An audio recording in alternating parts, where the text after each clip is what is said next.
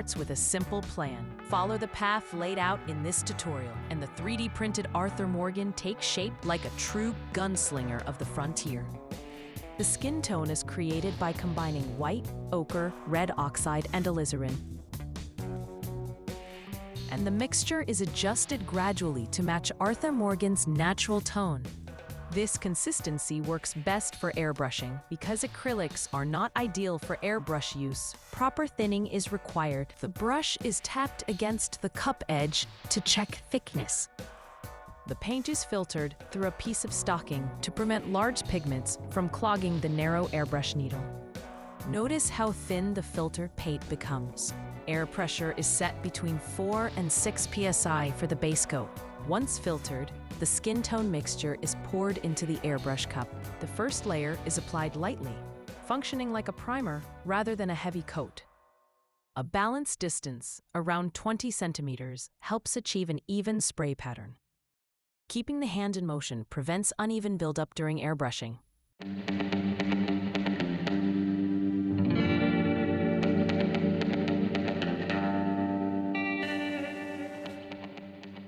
After the first coat, drying time is required. A hairdryer may be used if held at a safe distance. 3 coats are applied in this manner to create a smooth, uniform base. A thin ochre wash is then applied over the base layer. The wash is fully thinned before use to ensure soft transitions. The entire skin surface is covered evenly with the wash. Excess paint is removed from the brush with a tissue. The applied wash is refined by lifting surplus pigment with controlled strokes. Downward brushing removes unnecessary paint and keeps the wash clean. A sponge is tapped onto the wet wash to introduce sunburn-like texture. This texturing must be done while the paint is still wet. The same sequence is repeated on the hands.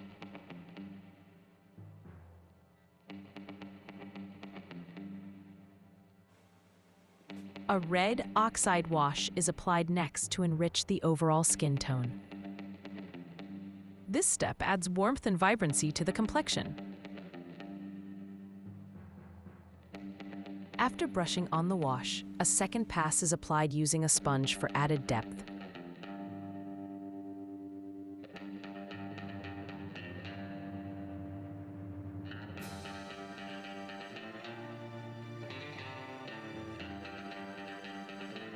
Red oxide is tapped with a sponge onto raised facial areas. These locations match the zones where natural sunburn typically appears.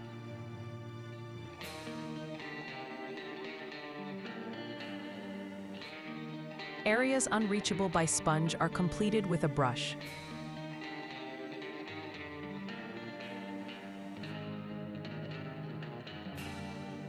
Alizarin is prepared as a thinned wash. Wash application should cover all areas evenly, avoiding focus on a single spot.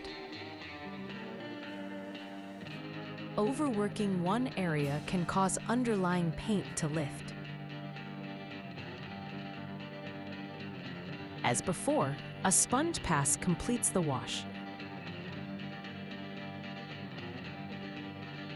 Additional depth is added inside the eye sockets.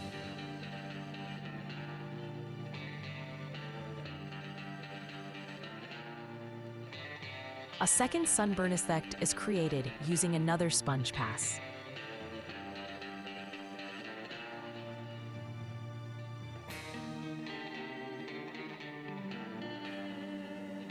The base skin tone is mixed with ochre and white to create highlights.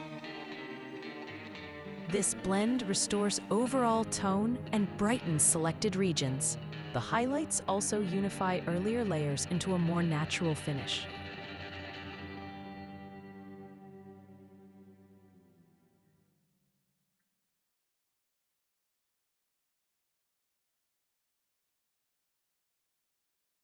Thinned ochre is applied with a sponge to the skin surface.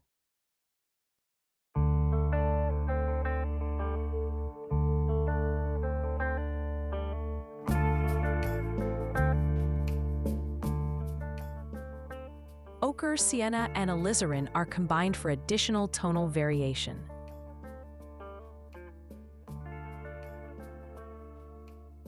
Freckles are added using a sponge. Its corner shape provides better control over placement.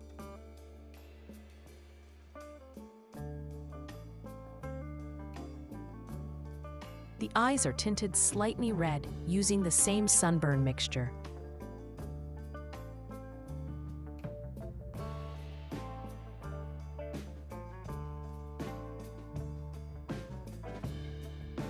Under-eye shadows are deepened with the same tone.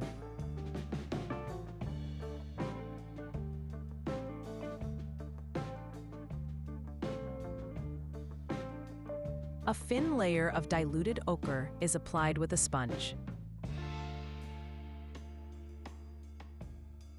This step increases warmth in the skin tone.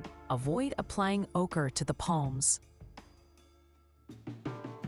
For the lips, part of the skin tone mix is blended with red oxide and alizarin.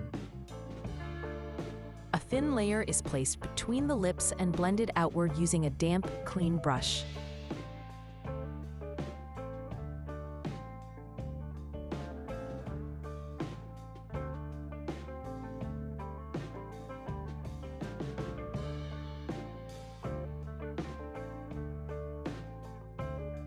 The lip edges are brightened using the original skin tone mix.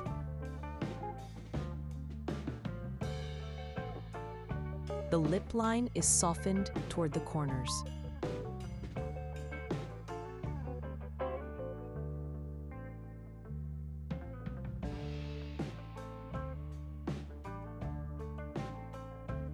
Alizarin and red oxide are used as the main lip shadow mixture.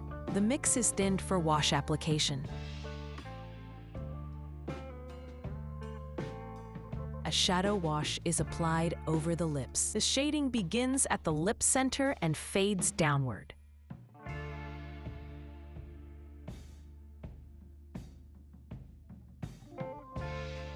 Lip tubercles are painted while keeping the very center lighter. Fine lip lines are drawn using the thinned mixture. The same alizarin red oxide blend continues to be used here.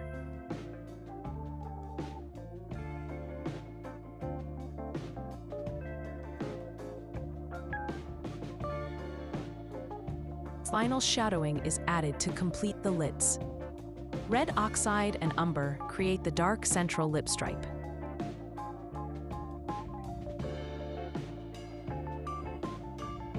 The dark stripe is blended softly to avoid hard edges.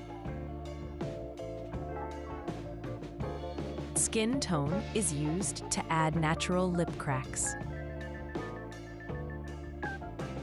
Van Dyke brown and sienna are combined for the darker area around the eyeballs. Extending the lashes too far creates an unnatural Egyptian appearance and should be avoided. We will fix this part later. The same mixture is used to darken lines around the nose and mouth. The whites of the eyes are painted with properly thinned white acrylic. Acrylics should never be used unthinned unless the technique specifically requires it. Viridian green and a small amount of cadmium yellow for the iris color.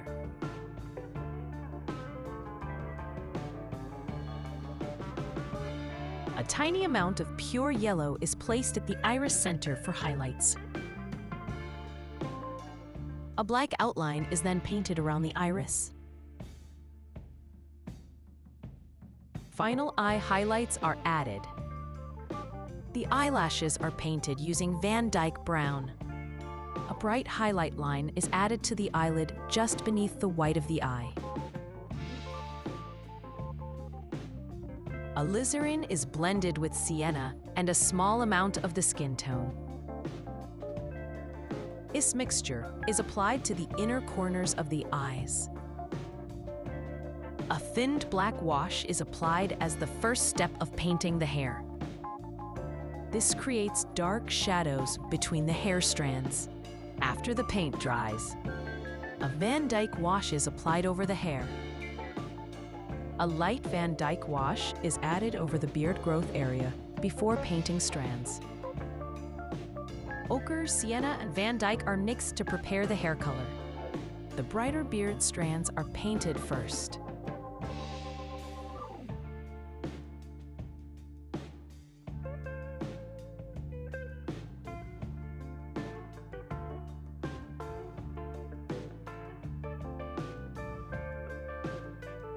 The eyebrows are painted using the same beard mixture. The process then moves to the main hair.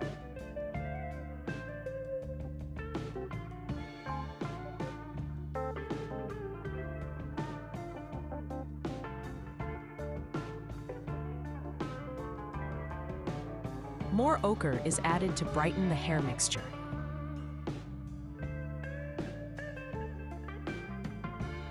This step increases depth and definition in the hair.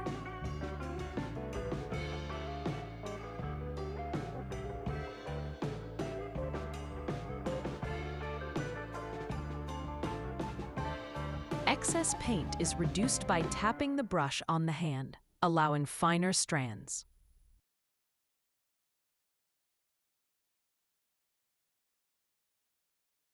A darker tone is created by adding black, and deeper strands are painted on the beard and eyebrows.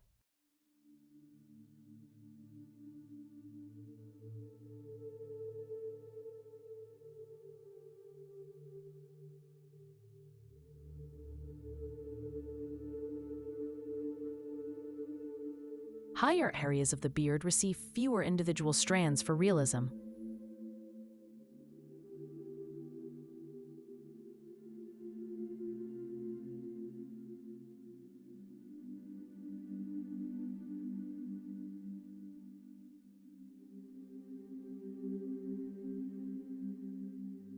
Arm hair is added with the same technique but at lower density.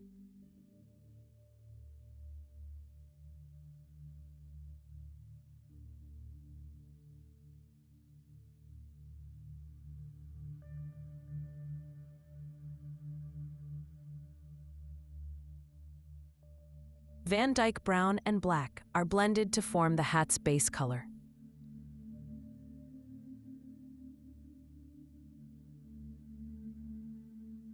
Sienna and Van Dyke are used for the larger freckles on the face.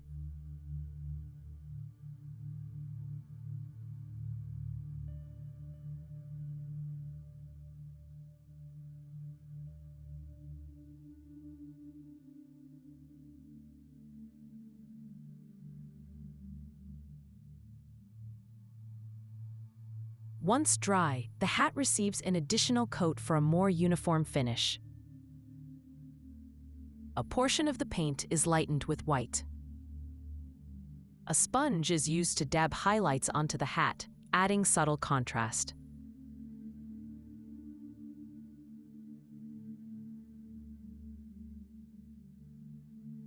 Sap green is mixed with Van Dyke. A mixture is applied with a sponge to create texture.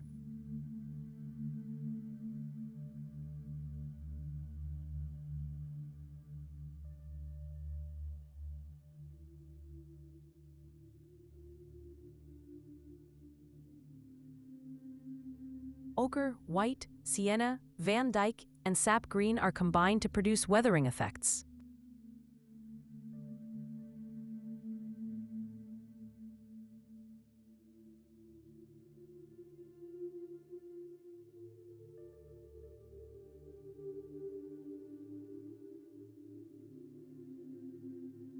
The shirt color mix is prepared directly inside the airbrush cup. The shirt is coated from both lower and upper angles to achieve an even base, with at least 2 full passes applied. A darker tone is readied for shading the shirt. Shirt shadows are applied from the lower direction using the airbrush.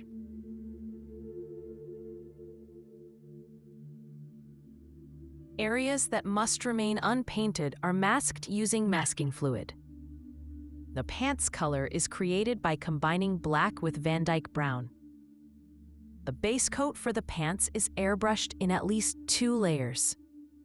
Ochre and Van Dyke are blended to create the shading mix.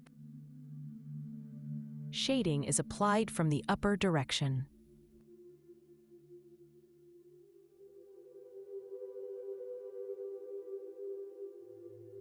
Sienna is loaded into the airbrush.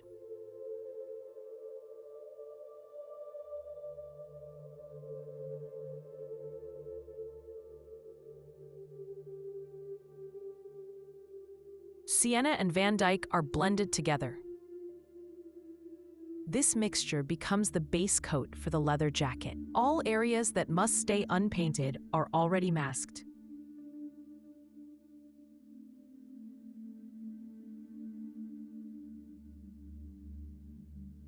A lighter tone is mixed using ochre and sienna. This lighter blend is sprayed from the upper direction to highlight the jacket.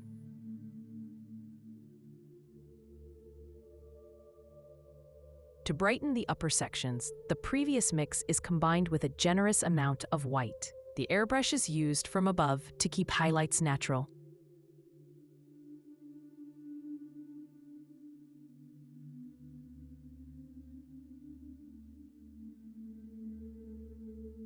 The original shadow mix is applied again. Reapplying this darker tone blends the highlights into the leather for a more realistic finish.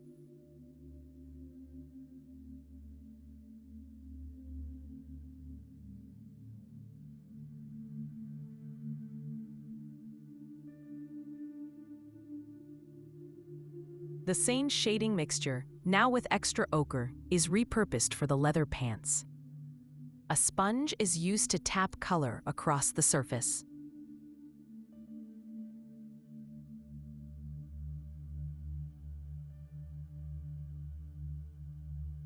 More layers are added around the knee areas to build texture. A thin sienna wash is applied to the upper boot section and carried upward onto the leg. The upper pants are coated with ochre to better match the reference. The base pants color is made by mixing white, ochre, and viridian green.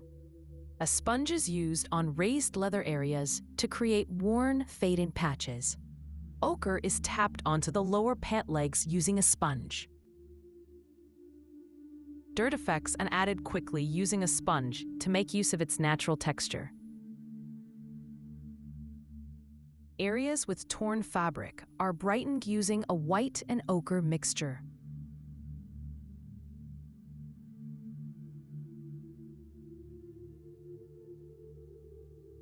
White, ochre, sienna, and Van Dyke, base tones prepared for upcoming steps.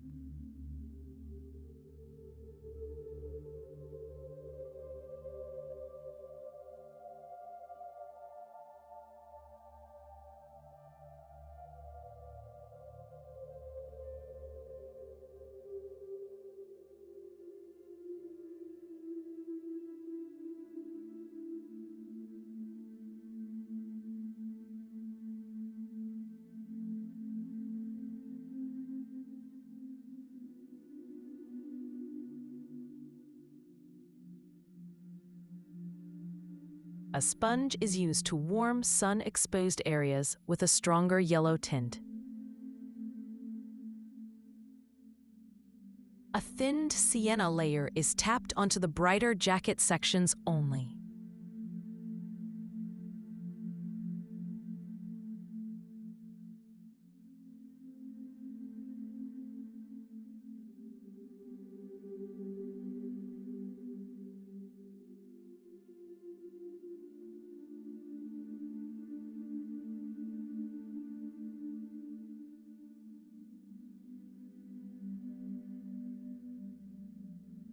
Amber darkens selected jacket areas to increase contrast.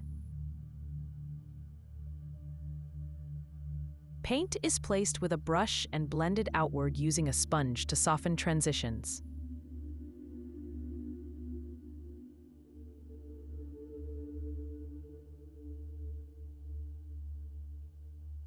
Black and amber are mixed to deepen shadows and enhance the leather's depth.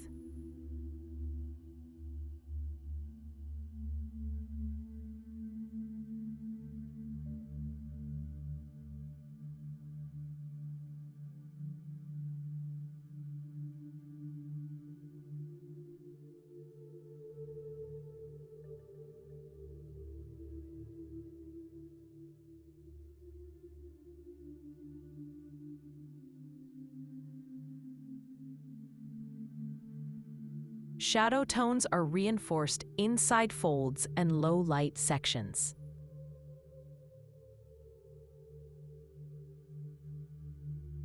Upper jacket areas require more brightness, so water is misted on and the late dark washes are lifted with a sponge.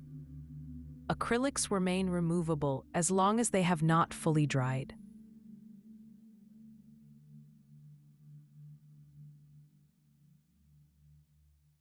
Ochre, sienna, white, and Van Dyke create the next texture mix.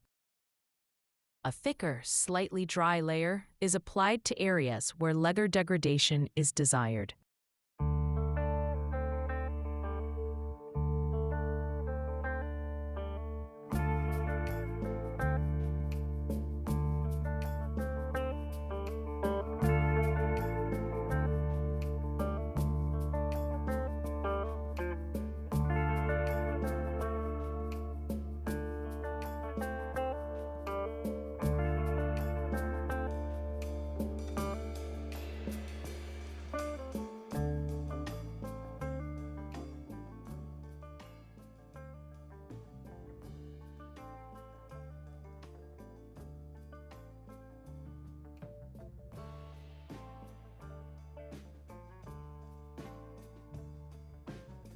The shirt base tone is warmed slightly by blending in white and ochre.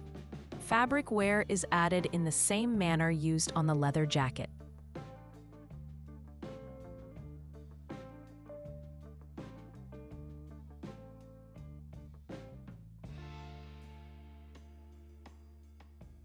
A dirt tone mixture, white, sienna, ochre, Van Dyke, and a small amount of black.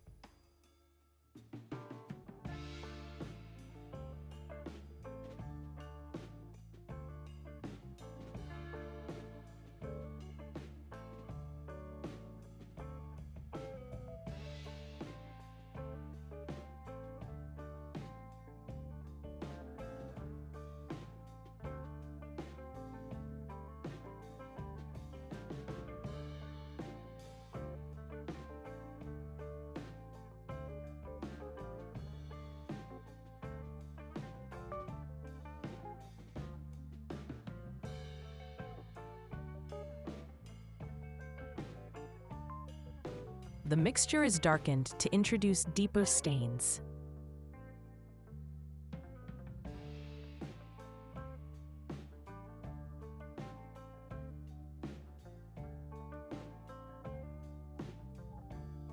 Phthalo blue, transparent, is added to subtly darken the shirt so the dirt tones blend naturally.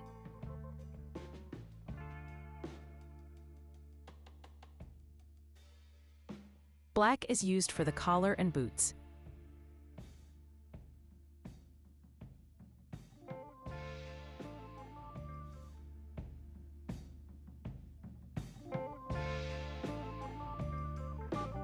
Amber tone prepared.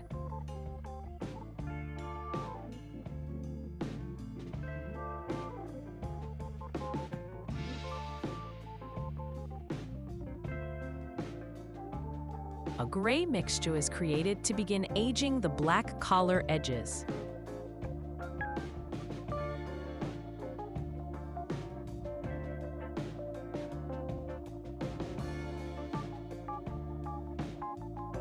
Van Dyke is tapped with a sponge across the black sections. Gray is adjusted with additional white and Van Dyke.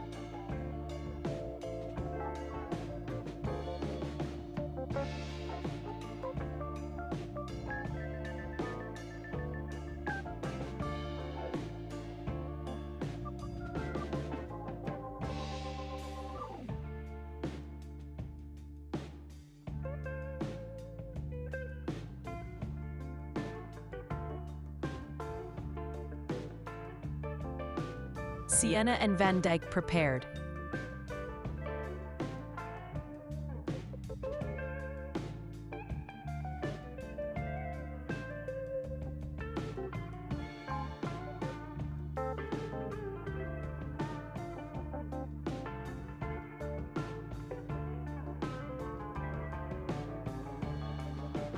Sienna is used on the leather section of the boot.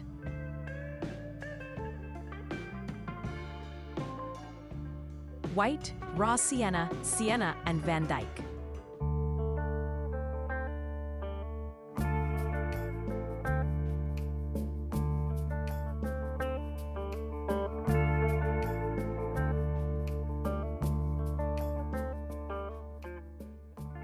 White and raw sienna. A thick, slightly dry application is used on belt leather edges.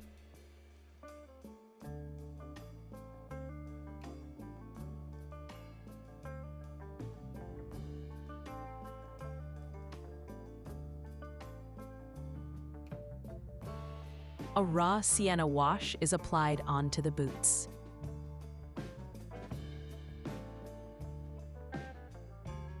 Amber, Van Dyke, and a touch of black prepared. Color is placed, the brush is partially cleaned, and edges fade smoothly.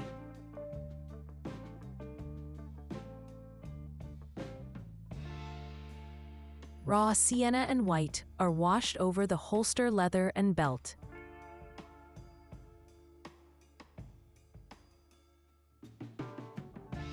Sap green, Van Dyke, and raw sienna.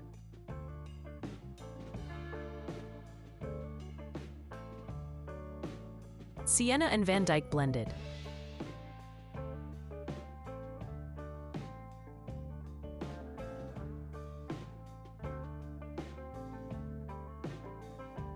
A sienna amber wash is applied. Transition areas between shadows and highlights receive a soft wash. A darker mixture enhances low light sections further.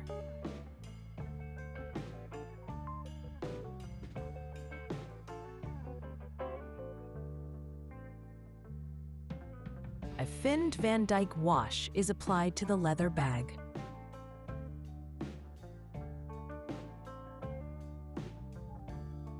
Ochre, white, and black combined.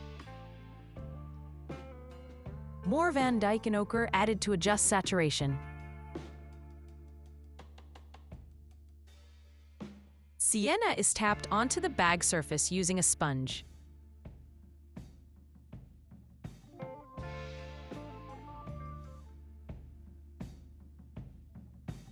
Ochre is used for the next tone.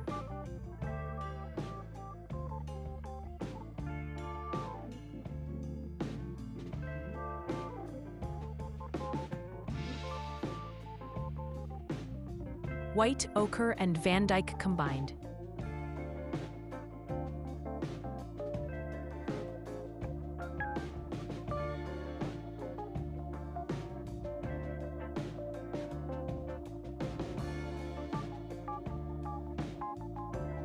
Sienna and Van Dyke prepared again.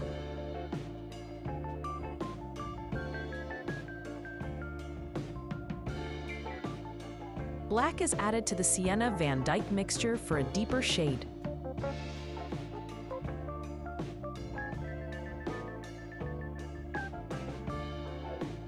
A thin Van Dyke wash is prepared for the stone base.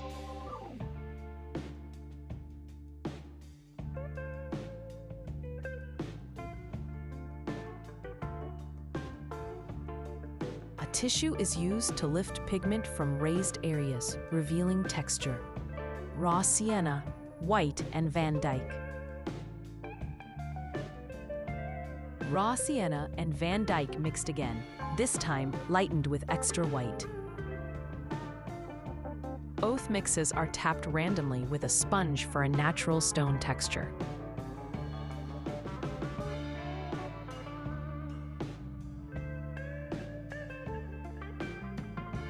Amber, sienna, Van Dyke, and the earlier shadow tone prepared.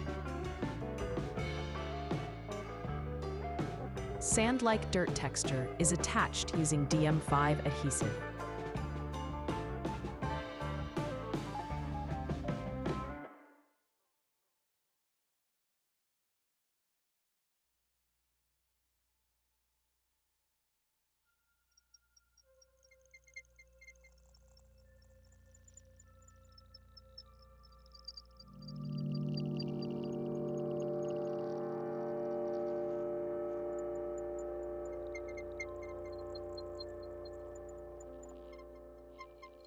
A Van Dyke wash is applied. Since this layer needs to be dark, dilution remains minimal.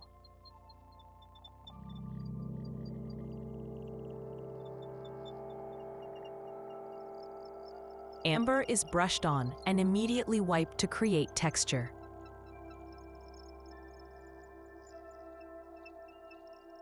A black wash is added.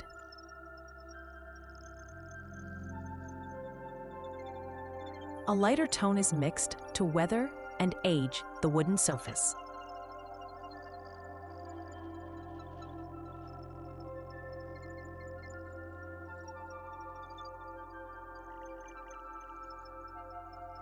Raw sienna, Van Dyke, white, ochre, and sienna form the wood base color.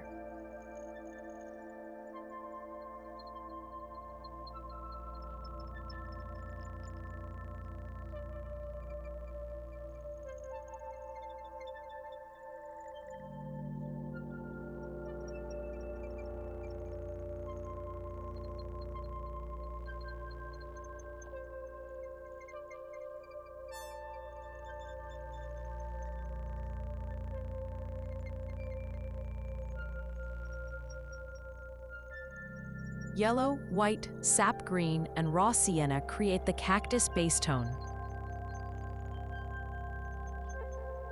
Black is combined with sap green and part of the cactus mixture. The second cactus color is applied. White, yellow, and alizarin create the cactus flower color.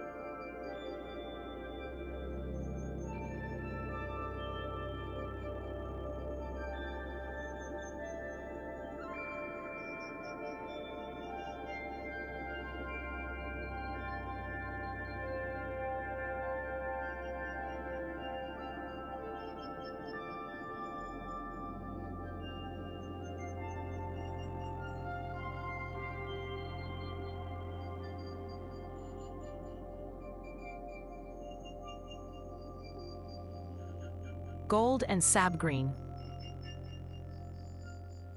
Add black wash. White, Van Dyke, sienna, ochre, yellow. Paint gun grip. Umber and sienna.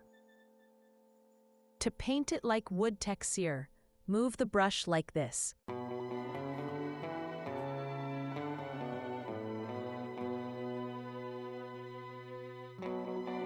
Also, you can paint wood texture by adding color and lifting.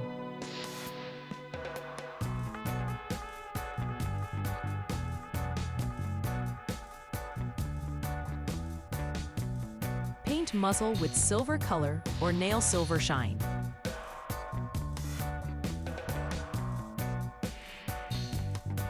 Then add black wash. Every layer, wash and highlight pushed this model closer to an authentic, weathered frontier look. Support from viewers keeps these advanced tutorials alive. A simple subscription, a like, or even a short comment helps the channel grow and keeps future chapters in motion. Any viewer with suggestions, feedback, or technical notes can share thoughts in the comments or reach out directly through email for detailed communication. Thank you for staying until the end. More deep dive painting stages continue in the future.